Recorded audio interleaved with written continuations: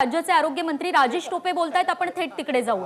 100 metric ton राज्य उत्पादन करतं। 300 मेट्रिक टन भारताच्या ॲलोकेशन मधून आपल्याला मिळतं। ते कुठून मिळतं तर साधारणपणे जामनगर मधून गुजरात मधून आपल्याला 200 च्या दरम्यान मिळतंय। भिलाई जी आहे विदर्भाच्या दृष्टिकोनातून छत्तीसगड आणि त्या भागातून साधारण 110 मेट्रिक टन आपल्याला मिळायला हवं, पण त्यांनी ते 60 केलेलं आहे आणि त्यामुळे तिथं 50 मेट्रिक टन कमी झालेलं आहे। त्याचबरोबर भिलारी जे आंध्रामध्ये येणारा जो भाग आहे तेलंगणा भागातून, तर त्याला नांदेड आणि पश्चिम महाराष्ट्राला ऑक्सिजन देण्याचा भाग त्या ठिकाणाहून करता येतं, तर तिथं 200 मेट्रिक टन मिळतं। असं आपल्याला साधारणपणे 300 मेट्रिक टन सध्या मिळत आहे। आपण मागणी केलेली आहे की किमान आम्हाला सध्या 500 मेट्रिक टन द्यायला हवं, ज्याच्यामध्ये आम्ही साधारणपणे म्हणजे ह्या 3 ठिकाणावरून तर निश्चित प्रकारे थोडा कोटा वाढून मिळावा। जसं आता भिलाई आहे तिथं आम्ही नवीन पत्र दिलं आहे की बाबा कुठल्याही परिस्थितीत आम्हाला 60 मेट्रिक टन जे आहे त्याच्याऐवजी 150 मेट्रिक टन भिलाईला मिळालं पाहिजे, जेणेकरून विदर्भ एरिया त्याच्यामध्ये कव्हर होऊ शकेल। आणि जामनगरला सुद्धा 50 टन त्या ठिकाणी पण वाढवलं पाहिजे अशी पण अपेक्षा केलेली आहे। तर या सगळ्या माध्यमातून हा झाला एक मार्ग। आज एक नक्की आहे की 1550 मेट्रिक टनामध्ये ऑक्सिजन आपल्या राज्याला पुरेल अशी व्यवस्था आहे। ते संपूर्ण व्यवस्थित वाटप करण्याचं काम FDA नियंत्रणाखाली आणि वेगवेगळ्या कलेक्टर्सला संपूर्ण सांगून केलं जात आहे। कुठेही त्याच्यामध्ये पळवापळवी किंवा भानगडीचा विषय नाही। सगळ्यांना लागणारं त्यांच्या ॲलोकेशनप्रमाणे लागणारं इंटरनल डिस्ट्रीब्युशन केलं जात आहे। आशा आणखीन अशी आहे की इम्पोर्ट ऑक्सिजन करण्यासाठी गव्हर्नमेंट ऑफ इंडियाने साधारण 50,000 मेट्रिक टन हे याचं RFP काढलेली आहे, म्हणजे आपण त्याला मागणी केलेली आहे आणि ज्याच्या माध्यमातून आपल्याला जर ते मिळालं आणि ते मिळण्याची शक्यता गव्हर्नमेंट ऑफ इंडियाला निश्चित प्रकारे आहे, तर आपण जे कोस्टल भागातली जी काही राज्य आहेत त्यांना त्याच्यातून वाटा मिळू शकतो आणि त्यामुळं त्यावरही आपली आशा आहे। हा झाला आणखीन एक मार्ग। सगळ्यात महत्त्वाचं मला हेही सांगितलं पाहिजे की आपल्या राज्यामध्ये सुद्धा जवळजवळ 6 असे ठिकाणं आहेत की ज्या ठिकाणी 500 बेडेड हॉस्पिटल चालू शकतील एवढं ऑक्सिजन निर्माण होण्याची क्षमता आहे। हे 5-6 ठिकाणं म्हणजे कोणते आहेत तर JSW पेन म्हणजे रायगड जिल्ह्यामध्ये असणारं पेन भाग, त्याच्यानंतर थळ अलिबागमध्ये RCFचा मोठा प्लांट आहे, तिथे सुद्धा आपल्याला ऑक्सिजन मिळू शकतं आणि त्याचा उपयोग आपल्याला करता येऊ शकेल। त्याचबरोबर लॉयड वर्धा म्हणजे विदर्भामध्ये हा भाग आहे, तिथे सुद्धा आपल्याला ऑक्सिजन त्या ठिकाणी मिळू शकतं, स्टील प्लांट आहे। आणि महाजनको म्हणजे आपले जे थर्मल पॉवर स्टेशन्स आहेत त्याचे जे 3 महत्त्वाचे प्लांट्स आहेत, एक नागपूरमध्ये असलेलं खापरखेडा, अकोल्यामध्ये असलेला पारस आणि बीडमध्ये असलेलं परळी, या ठिकाणी सुद्धा ऑक्सिजन निर्माण होत आहे, परंतु तिथे बॉटलिंग प्लांट नसल्यामुळे तिथून वहन करता येऊ शकत नाही। आणि म्हणून या 6 ठिकाणी आपला अभ्यास त्या ठिकाणी एवढाच चालू आहे की पटकन तिथे आपल्याला जर प्युरिटी त्याची 98% आहे, त्यामुळे ते पेशंटला देण्यायोग्य ऑक्सिजन आहे आणि म्हणून त्या ठिकाणी आपण 500 बेड्सची व्यवस्था करू शकतो आणि ती व्यवस्था करण्यासाठी सुद्धा नियोजन करण्यात येत आहे या 6 ठिकाणी। तर जवळजवळ 6x5 साधारण आपण 3000 नवीन बेड्स या ठिकाणी त्या भागामध्ये लावू शकतो। हा झाला आपल्या भागातला एक विषय। Import 50,000 metric ton government of इंडियानी करतायत, त्याच्यातून आपल्याला काही मिळेल आणि सध्या आपल्याला 1550 टनावर निश्चित प्रकारे आत्ताच्या परिस्थितीत भागत आहे। अपेक्षा ही करूया की ही संख्या वाढली जर नाही तर आपल्याला या परिस्थितीत या सगळ्या गोष्टींवर निश्चित प्रकारे आपला सगळा विषय व्यवस्थित होऊ शकेल। राहिला प्रश्न या ठिकाणी असलेल्या काल माननीय मुख्यमंत्री महोदयांनी रेमडेसिवीरच्या संदर्भात सुद्धा सगळ्या 7 कंपनीजच्या मालकांबरोबर चर्चा केली ज्या बैठकीमध्ये वैद्यकीय शिक्षण मंत्री, फूड अँड ड्रग्ज मिनिस्टर आणि आरोग्यमंत्री आम्ही सगळेजण उपस्थित होतो आणि सगळ्यांना त्यांनी सांगितलं आम्हाला आमच्या गरजेप्रमाणे म्हणजे सध्या 60,000 दररोज आम्हाला मिळायला हवेत, ते तुम्ही दिले पाहिजे, त्याचा शेड्यूल आम्हाला दिला पाहिजे आणि हे 60,000 जे सध्या मिळायला पाहिजे ते FDA माध्यमातून जिल्हाधिकाऱ्यांच्या कंट्रोलने कंप्लीट शासकीय कंट्रोलनी ते वाटप इंटरनल डिस्ट्रीब्युशन राज्यामध्ये केलं जाईल. परस्पर वाटू नका, नाहीतर मग सगळा काळा बाजार त्यातून होऊ शकेल, अशा सूचना या बैठकीत देण्यात आलेल्या आहेत. आणि त्यामुळे रेमडेसिवीरची उपलब्धता आजच्या मागणीप्रमाणे निश्चित प्रकारे आहे. त्याचं वाटपाचं थोडं नियोजनाचा अभाव आहे. ते नियोजन FDAच्या माध्यमातून, फूड अँड ड्रग्ज अथॉरिटीच्या माध्यमातून त्यांच्या नियंत्रणाखाली आणि कलेक्टर्सच्या नियंत्रणाखाली आपल्याला व्यवस्थित करून घेतलं, सध्याची परिस्थिती अडचण राहणार नाही. आम्ही कालच्या बैठकीमध्ये आग्रहाची भूमिका घेतली की वाढत असलेली संख्या लक्षात घेऊन आम्हाला दररोज 1 लाख सुद्धा देण्याची व्यवस्था 1 मेच्या नंतर करावी लागेल. जी त्यांनी सांगितलं की आम्ही आमच्या सगळं उत्पादन दुप्पट तिप्पट करत आहोत, काही लोक तिप्पट करतायत आणि त्यामुळं अनेक ठिकाणी त्यांचे जे प्लॅन्ट्स आहेत त्या ठिकाणी त्यांनी जवळजवळ 15 ते 20 ठिकाणी देशभरामध्ये नवीन लोकेशनवर प्लॅन्ट्स उत्पादनाचे टाकलेले आहेत, ज्या 7 कंपन्या उत्पादन करतायत आणि विक्री करतायत. त्यामुळे त्यांचं उत्पादन वाढेल आणि 1 मेच्या नंतर अधिक पोझिशन स्ट्रीमलाईन होईल, असं पण त्यातला सगळ्यात महत्त्वाचा विषय आहे. तर या दृष्टिकोनातून पुन्हा मी एवढंच सांगेल की रेमडेसिवीरचा वापर हा अत्यंत काटकसरीनं ह्या 8-10 दिवसात करावा. जोपर्यंत त्यांची क्षमतेचा सेकंड बॅच थर्ड बॅच जी काही आहे ती बाहेर पडत नाही तोपर्यंत काटकसरीनं करावं. ऑक्सिजनचा वापर अत्यंत काटकसरीनं आणि योग्य पद्धतीनं करावा, सायंटिफिक पद्धतीनं करावा, वेस्टेज होऊ नये याची काळजी घ्यावी. एवढं मी आव्हान या निमित्ताने महाराष्ट्राच्या आमच्या सर्व डॉक्टर्स फ्रेटर्निटीला करू इच्छितो. आणि मला खात्री आहे की ह्या सगळ्या महामारीमध्ये आपण खूप जिम्मेदारीनं, अत्यंत जबाबदारीनं सर्व डॉक्टर्स मंडळी आणि काम करणारी तत्सम मंडळी या ऑक्सिजन आणि रेमडेसिवीरच्या बाबतीत वागतील असं मला पूर्ण विश्वास आहे.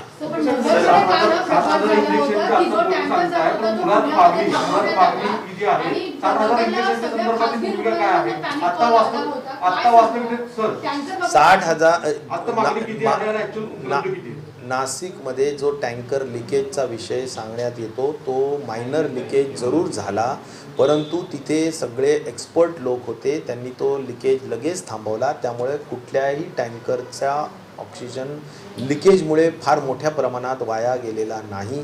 लिकेज लक्षात आल्यानंतर थांबवण्याची वेळेत दक्षता घेतल्यामुळे तसा कुठलाही अनर्थ झाला नाही ऑक्सिजन वाया जाण्याचा. आज तसला कुठलाही प्रकार नाही. मी स्वतः कलेक्टर आणि कमिशनर नाशिकला आम्ही बोललो आणि कुठलाही तसा प्रकार झालेला नाही. सर, नगरबद्दल सांगू शकाल का? टँकर पुण्यात थांबवण्यात आला, आता ही 2 जिल्ह्यांमध्ये स्पर्धा झाली आहे का की ऑक्सिजनमध्ये पळवापळवी सुरू झाली? नगरमध्ये रात्री जो चाकणमधून भरून येणारा टँकर आहे तो नगरच्या ॲलॉकेशनप्रमाणे येत असताना शिक्रापूरमध्ये त्यांना तिथल्या काही स्थानिक म्हणजे पुण्याच्या प्रशासनाने थांबवण्यात आला होता. त्याचं कारण एकच आहे की त्यांच्याजवळ काही ऑक्सिजनचा प्रॉब्लेम निर्माण झाला होता अचानकपणे, परंतु ज्या जिल्ह्याचा टँकर त्याच जिल्ह्यात गेला पाहिजे.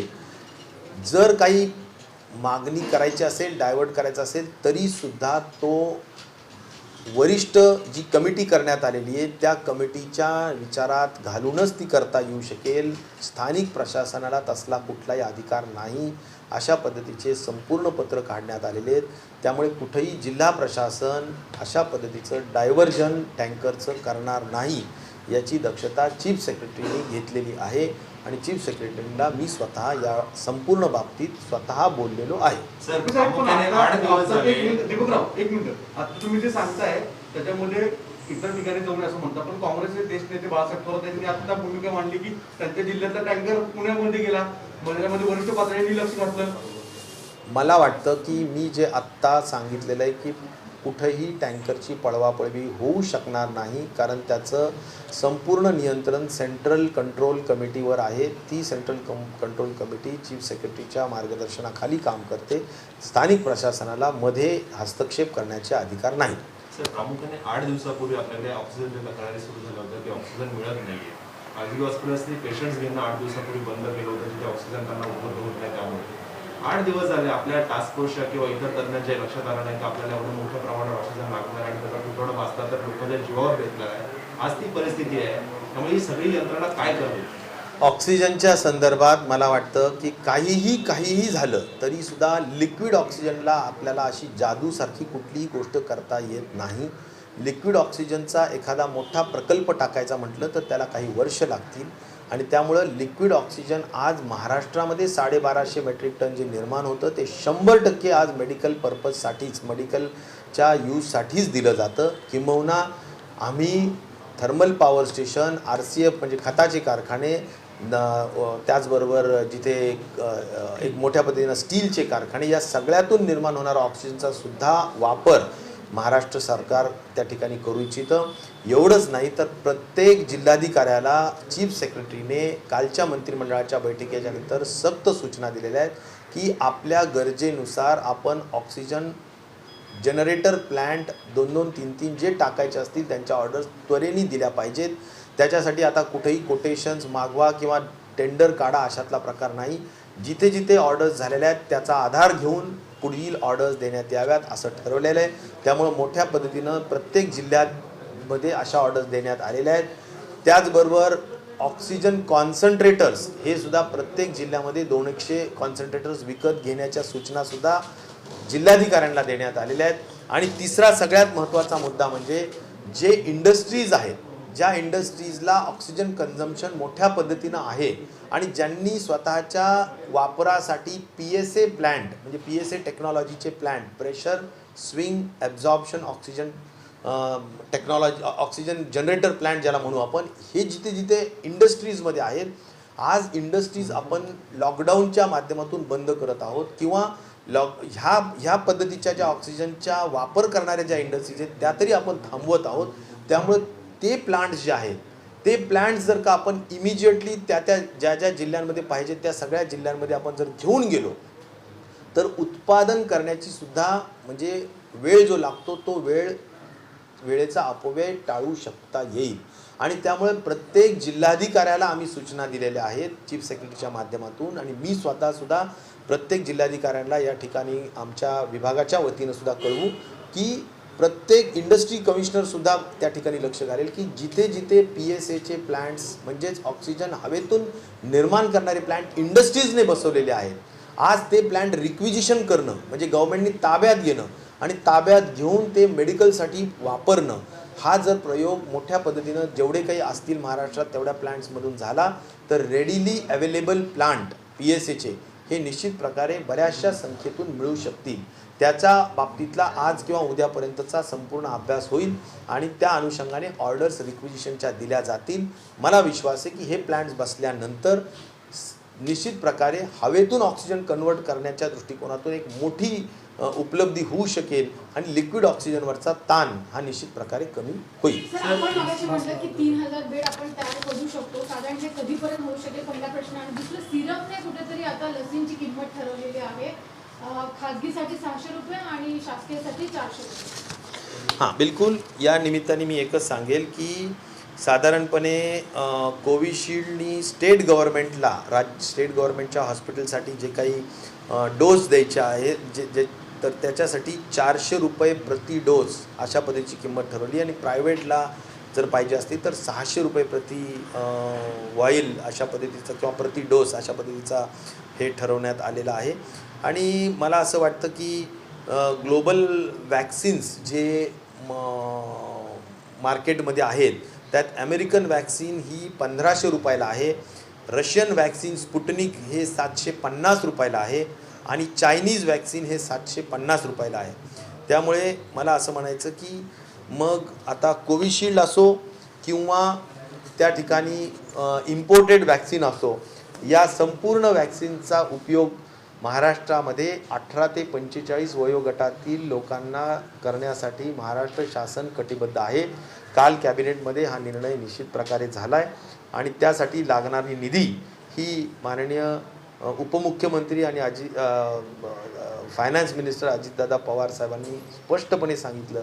इतर काही गोष्टी आपण थांबूया, परंतु आपल्याला वॅक्सिनेशनचा ड्राईव्ह हा महाराष्ट्रात घ्यायचा आहे आणि त्यामुळे आपण इम्पोर्टेड असो किंवा आपण इथे बनणारी आपली कोविशिल्ड असो ही विकत घेऊन आपण या सगळ्या जो काही आपला हा लसीकरणाचा कार्यक्रम आहे तो आपल्याला यशस्वी करायचा आहे. असं असलं तरी अजूनही लस येत नाहीये. आपण आता दिवसाला फक्त 3 लाखापर्यंत लसीकरणापर्यंत आलोय. जो आपला अपेक्षित होता तो 5 लाख होता. आपण तिथून खाली आलोय. हे पुन्हा कधीपर्यंत नॉर्मल होणार? 45 ते पुढच्या वर्ष वयोगटातील जो काही समाज घटक असेल त्यांना आपण केंद्र शासनाच्या लसीकरणाच्या कार्यक्रमात, राष्ट्रीय कार्यक्रमात अंतर्भूत केलेलं आहे.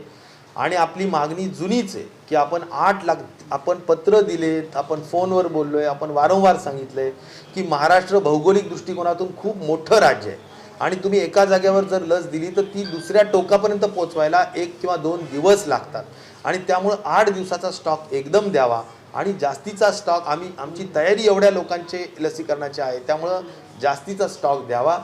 संख्या खूप वाढलेली आहे, मृत्यूदर महाराष्ट्रात जास्त आहे. ह्या सगळ्यांचा विचार करून सहानुभूती दाखवून महाराष्ट्राला जास्त लसीकरणाचे डोस मिळावेत. 45च्या पुढच्या समाज वयोगटातील लसीकरणासाठी ही आमची मागणी निश्चित प्रकारे कायम आहेच आणि त्यासाठी आमचे सर्वतोपरी प्रयत्नही सुरू आहेत. परंतु जे येतं आहे ते 100% वाटप करण्याच्या दृष्टिकोनातून आम्ही प्रयत्नशील आहोत.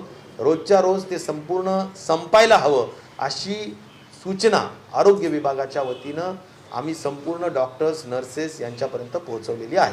सर, केंद्रीय संरक्षण मंत्री राजनाथ सिंग यांनी म्हटलेलं आहे की सैन्य दल आणि त्या राज्यामध्ये राज्य सरकारला मदत करावी जिथे राज्य सरकारला गरज असेल. आपण सैन्य दलाची मदत घेणार आहोत का? कारण राज्यामध्ये अनेक सैन्य दलाचे हॉस्पिटल्स उपलब्ध आहेत. निश्चित प्रकारे केंद्रीय जे काही वेगवेगळे मंत्रालयाचे विभाग असतात ज्याच्यामध्ये मिलिटरी असते, ज्याच्यामध्ये नेव्ही असते म्हणजे डिफेन्समध्ये, या सगळ्याचे हॉस्पिटल्स इथे आहेत. आज त्यांना जर आवश्यकता नसेल तर ते हॉस्पिटल आपल्याला रिक्विजिशन किंवा आपल्या राज्य शासनाच्या आपल्या रुग्णांसाठी वापरता येऊ शकतील आणि तशी मागणी आपणही केलेली आहे. केंद्र सरकारने त्याला मान्यता दिली तर आपण त्या सगळ्यांचा उपयोग, खास करून पुणे, मुंबई, नगर या ठिकाणी हे हॉस्पिटल्स आहेत, मला वाटतं त्याचा वापर आपल्याला निश्चित प्रकारे करता येऊ शकतो. लॉकडाऊनबाबत कधीपर्यंत अखेरीस निर्णय होणार आहे? कारण काल आपण घोषणा केली, आज 8 वाजता अपेक्षित आहे, नियमावली अजून आलेली नाही किंवा काल पंतप्रधान म्हणाले लॉकडाऊन हा शेवटचा पर्याय असावा, तर राज्य सरकार पुनर्विचार करते का आपल्या निर्णयावर?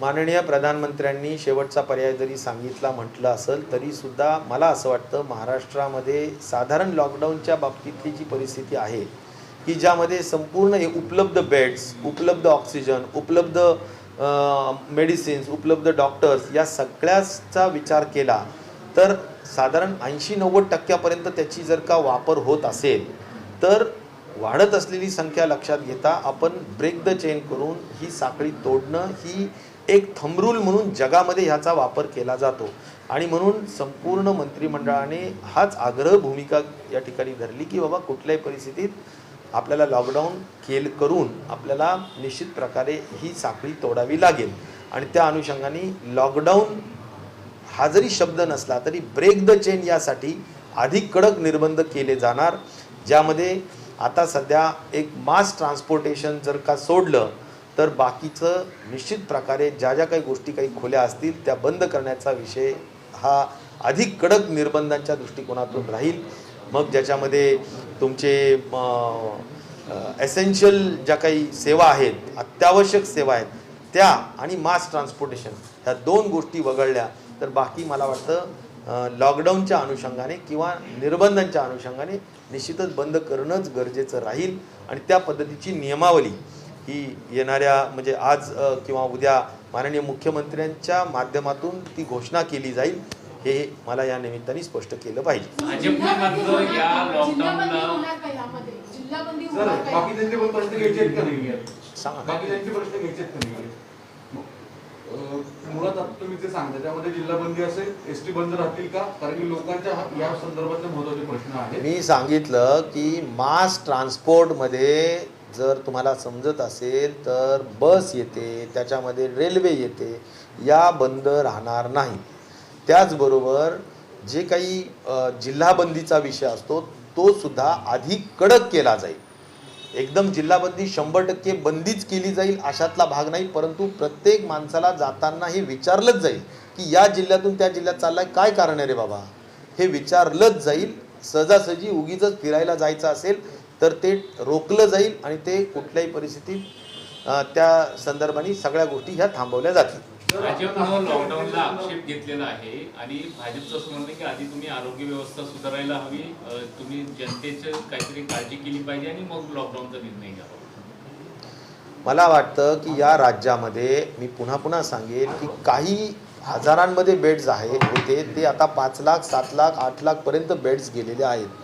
आपण सगळ्याच गोष्टी टेस्टिंगमध्ये कुठे 600च्या वर टेस्टिंग झाल्यात, ज्या राज्याच्या देशाच्या कुठल्याही राज्यामध्ये एवढी टेस्टिंग फॅसिलिटी नाही, हे मी जबाबदारीने सांगतो.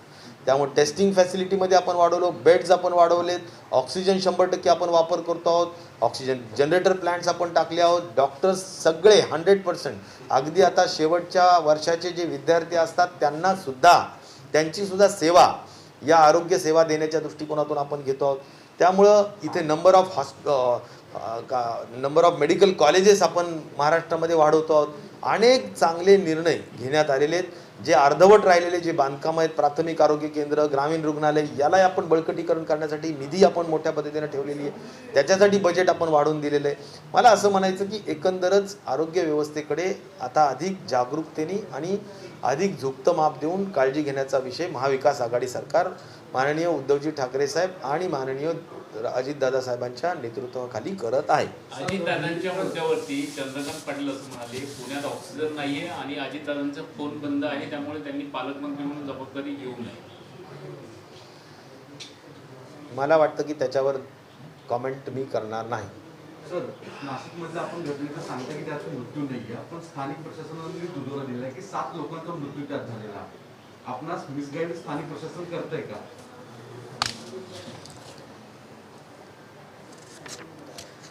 मला जे सांगण्यात आलं त्याच्यात ऑक्सिजन टाकीचा वॉलमधून लिकेज झाला होता. वॉलमधून लिकेज झाल्यामुळे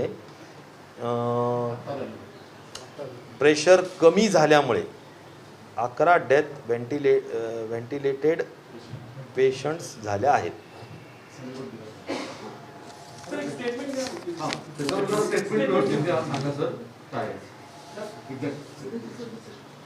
नाशिकची जी घटना झालेली आहे त्याच्यावर नेमकी आता सद्यस्थिती काय आहे आणि अशा स्वरूपाच्या घटना आता ऑक्सिजनचे वेगळ्या वेगळ्या ठिकाणी नेणं आणणं हा आजचा भाग अत्यावश्यक आहे. अशा ठिकाणी काय प्रिकॉशन घ्यायला हवं? एक नक्की आहे की ऑक्सिजनच्या संदर्भात आता जी काही आत्ता ही लेटेस्ट घटना असल्यामुळे त्याचे अधिक जास्त डिटेल्स आम्ही माहिती घेऊ, परंतु आज तिथल्या स्थानिक प्रशासनाने जे कळवलेलं आहे की हे नक्कीच आहे की ऑक्सिजनच्या टँकरमध्ये वॉल्स लीक झाले आणि ऑक्सिजनचे वॉल्स लीक झाल्यामुळे ज्या ठिकाणी ते व्हेंटिलेटर वर असलेले पेशंट्स आहेत त्यांना हे ऑक्सिजन जात होतं आणि त्यामुळे कदाचित तिथे मिसहॅप झाल्याचं समजते. मला एवढंच वाटतं की त्याच्या बाबतीतले अधिक डिटेल्स आम्ही कळू. 11 मृत्यू आहेत, कन्फर्म 11 मृत्यू म्हणाले. मला वाटतं की त्याच्या बाबतीत आत्ता मला माहिती स्थानिक प्रशासनाने दिलेली आहे की व्हेंटिलेटर्सवर असलेल्या जे काही रुग्ण असतील त्यांना हे नक्कीच ऑक्सिजन ज्या ठिकाणी टँकर जायला हवं होतं ते गेलेलं नसावं, असं एक अंदाज या निमित्ताने सांगावं असं वाटतं. नासिक घटना को लेकर के स्थानीय प्रशासन ने आपको क्या क्या हे कमिशनर बोलले का कोण बोलले? म्हणजे महानगरपालिका आयुक्त का डिव्हिजनल कमिशनर? आपण ते याच कारणाने असतील हे कसं मला नाही कळलं. ठीक आहे सर, तुम्ही नंतर इन्फॉर्मेशन घ्या कारण की हा विषय खूप सिरियस होतोय. 11 लोक मृत्यू होत आहे, फार मोठी गोष्ट आहे. नाही, मला एवढंच म्हणायचं की तिथे वहाँ पर यानी जो नासिक में जो टैंकर आया था उसके वॉल्स लीकेज होने की वजह से ज़रूर ऑक्सीजन बड़े पैमाने पे लीकेज हुआ और जिस हॉस्पिटल को वो जा रहा था उस पर निश्चित तौर पर उसका इम्पैक्ट हुआ होगा, लेकिन इसके बारे में क्या इम्पैक्ट हुआ है ये जानकारी मुझे लेना ज़रूरी है, वो अभी पूरी पता नहीं है, लेकिन ज़रूर इम्पैक्ट हुआ होगा, क्योंकि आफ्टर ऑल वेंटिलेटर्स पे जो पेशेंट्स होते हैं उसके बारे में उनको टाइमली ऑक्सीजन मिलना ज़रूरी होता है।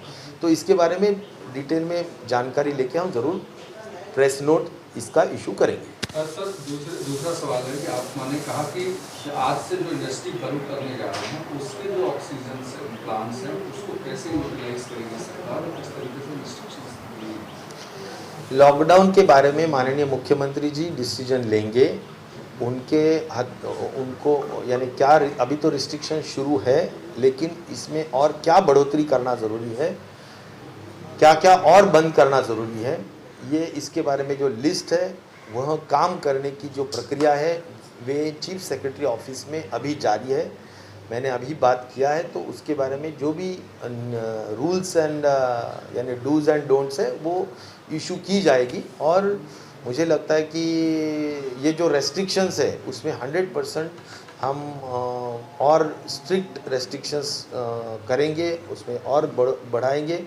एक ज़रूर है कि मास ट्रांसपोर्टेशन में जैसा कि बसेस हो, ट्रेन्स हो, इसमें इसको बंद करने की सरकार की कोई मंशा नहीं है, लेकिन एक ज़रूर है कि अननेसेसरीली जो ट्रैवल करना चाहते हैं उन्हें ज़रूर रोका जाएगा। जो एक डिस्ट्रिक्ट से दूसरी डिस्ट्रिक्ट में जाएगा वो भी अननेसेसरीली अगर है तो उसको भी पुलिस रोकेगी। तो इसीलिए अगर बहुत ज़रूरी कुछ काम है तो विद प्रायर परमिशन जाना ठीक रहेगा, अन्य बाकी सभी जो काम है वो बंद रहे। ऑक्सीजन को लेकर सरकार कैसे मैनेज करेगी, क्योंकि लोकल प्लांट्स को लेकर के सरकार ज़्यादा फोकस कर रही है कि बाहर से ऑक्सीजन मंगाने की बजाय जो स्टेट के भीतर प्लांट्स हैं उनको कैसे मैनेज? ऑक्सीजन का आज का डिमांड हमारा 1550 मेट्रिक टन है, वो अभी पूरा किया जा रहा है। 1250 मेट्रिक टन महाराष्ट्र गवर्नमेंट की तरफ से महाराष्ट्र में निर्माण हो रहा है, वो पूरा मेडिकल पर्पस को ही मिल रहा है। और रहा सवाल 300 मेट्रिक टन ये बाहर राज्यों से, ख़ास तौर पर भिलाई यानी छत्तीसगढ़, गुजरात और यानी जामनगर और जो भिलारी है वो वहाँ पर भी तेलंगाना से ऑक्सीजन करीबन 300 मेट्रिक टन मंगवाया जा रहा है। आज अगर जिस तरह से संख्या बढ़ रही है उसमें और 200 टन हमें और ज़्यादा मिले, ये मांग गवर्नमेंट ऑफ इंडिया को राज्य सरकार ने की है, और मुझे पूरी उम्मीद है कि राज्य सरकार को ये एडिशनल 200 टन ज़रूर लिक्विड ऑक्सीजन मिलेगा। इसके बावजूद जहाँ राज्य में 6 ऐसी जगह है कि जहाँ पर लिक्विड ऑक्सीजन उपलब्ध है, गैस उपलब्ध है, सिर्फ बॉटलिंग प्लांट न होने की वजह से उसका उपयोग हम नहीं कर पा रहे हैं। तो इसीलिए वहाँ पर अगर हम बेड्स 500 बेड्स अगर लगा सकते हैं तो ज़रूर उसका इस्तेमाल भी हो पाएगा। तो ऐसे 6 प्लेसेस है, ख़ास तौर पर थर्मल पावर स्टेशंस है। वह थर्मल पावर स्टेशंस जो खापरखेड़ा नागपुर में है, पारस अकोला में है और परली बीड़ में है।